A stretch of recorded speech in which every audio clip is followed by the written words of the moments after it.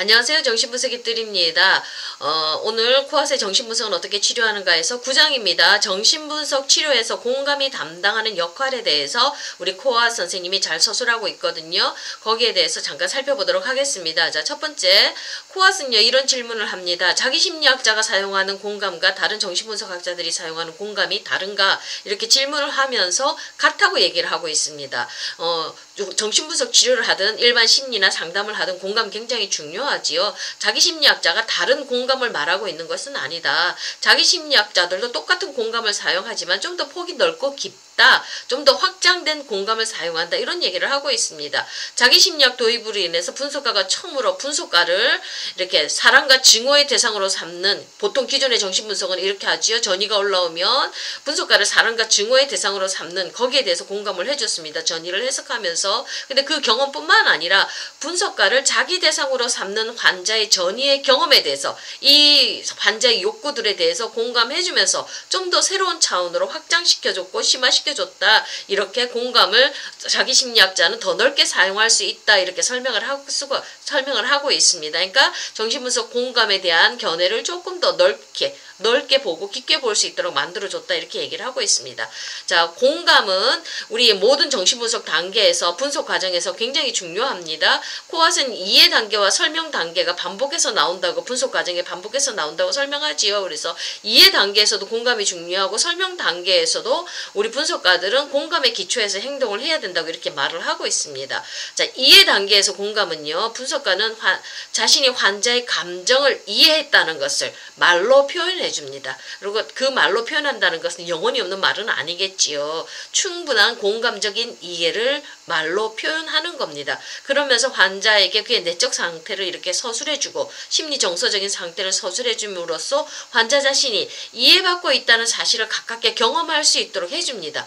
자, 이해 단계와 설명 단계가 기능적으로 확실하게 나누어지지는 않습니다. 이 둘을 끊임없이 결합하거나 이렇게 둘 사이를 왔다 갔다 하면서 이해와 설명을 이렇게 반복해서 사용하지만 결코 공감이 그 베이스에 빠져서는 안 된다고 얘기를 하고 있습니다. 자, 분석 초기 일정 기간이 지나고 나면요, 갑자기 이 환자한테서 상황이 악화되는 경우가 나타나서 우리 초보 분석가들은 당황할 때가 많거든요. 근데 이렇게 보면 밀월 관계가 이제 이해 단계, 공감해주면서 함께 해주는 이런 경험을 통해서 밀월 단계가 형성이 되어지죠. 너무 좋잖아요. 근데 이게 그 관계가 계속 이어져 나가는 건 아니거든요. 갑자기 환자의 상황이 나빠지기 시작합니다. 자, 환자는 분석가를요, 그 좋은 분석가, 그렇게 사랑을 많이 해주는 분석가를 갑자기 그렇게 좋다고 해놓고는요, 막 무능하다고 막 비난하기 시작합니다. 막 부정확한 해석을 한다고, 마구잡이 난폭한 개입을 해서 나를 파괴하고 있다고, 분석 잘못하고 있다고 막 분석가를 향해서 비난합니다. 처음에 공감 과정에서 드러나는 분석가의 어떤 불가피한 실수와 잘못을 조금은 묵인해주던 사람이 갑자기 참을 섞게 된 그 이유는요, 왜냐하면 이제 서서히 전이가 올라오기 때문에 그렇습니다. 이제 분석에서 전이가 올라오기 시작하면 이제 분석가는 좋은 대상이 아니고 나쁜 대상으로 바뀌어지는 거거든요. 그냥 폭풍 전야 같은 조용한 시기 동안에 분석가는 환자와 협력해서 이 라포 잘 형성해야 됩니다. 환자의 과거 외상을 탐구하는 것을 통해서 공동의 목표, 치료 목표를 설정해야 됩니다. 튼튼하게 이 라포가 형성이 되어져야지만 이 전이 관계로 쑥 들어가면서 깊은 치료가 더 본격적으로 이루어지잖아요.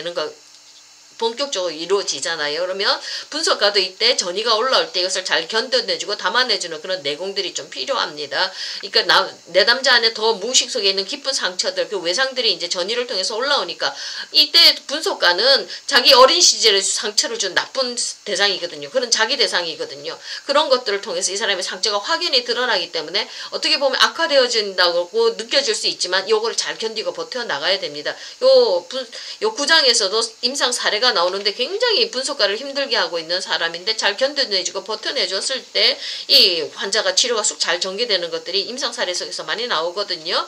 자, 요때 그 다음에 이제 이런 것들이 폭풍전야 같은 요 시간들이 지나고 나면 이제 설명 단계도 들어오게 되지요.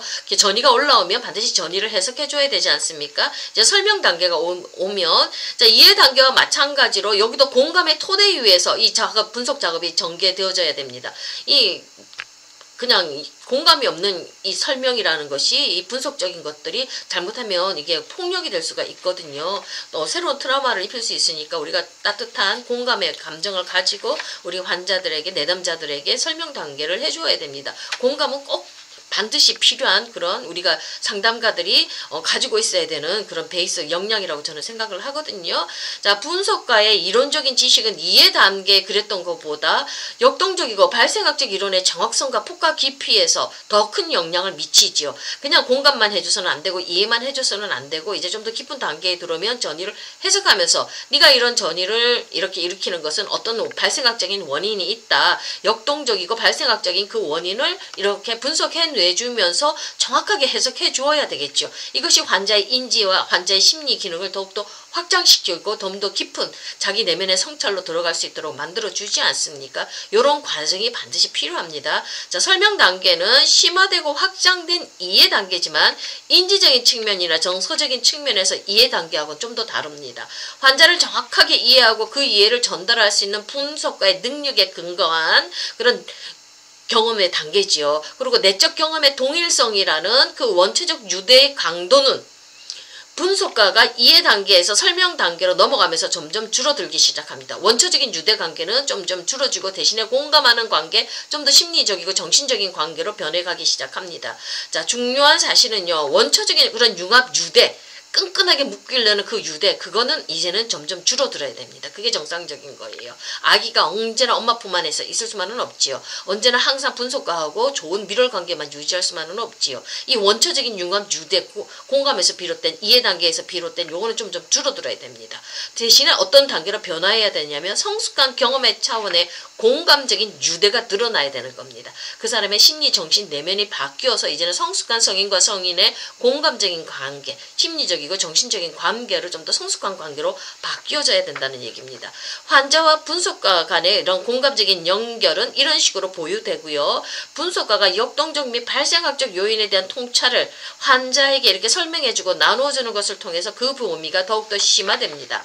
자, 분석가는 설명 활동에 참여하는 것을 통해서 환자로 하여금 계속해서 자기 대상을 보유하고 있다는 느낌을 갖게 해주죠. 그러면서 그 결과 환자는 자신과 자신의 문제에 대해 보다 객관적인 관점을 가질 수 있게 되는 거지요. 자, 자기 자신에 대해서 객관적으로 볼 수 있어야 성장이 일어나지 않습니까? 자, 이렇게 객관화시켜서 자기를 볼 수 있는 능력까지 우리가 올라갈 수 있도록 우리 내담자들 이렇게 같이 함께 가주는 겁니다.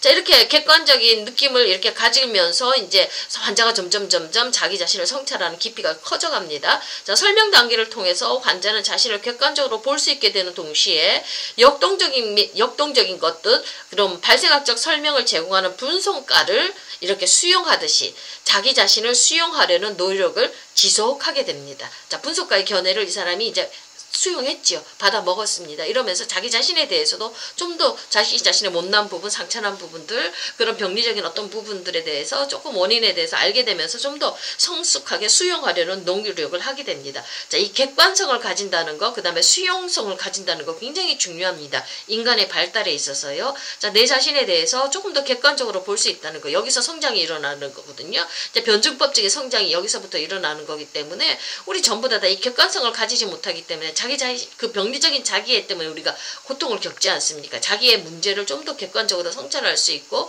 그 다음에 어떤 나의 어떤 부분에 대해서 수용할 수 있는 이 능력, 이런 것들이 우리 인간을 전부 더 인간답게 성장하게 만드는 거거든요. 이렇게 자기를 볼 수 있는 능력들이 좀 더 성장하게 됩니다. 이제 분석가의 그 분석하는 능력을 통해서 수용해주고, 그 다음에 설명해주는 그런 걸 통해서 우리 내담자들이 이런 것, 기능들을 자기 안에서 만들어가는 겁니다.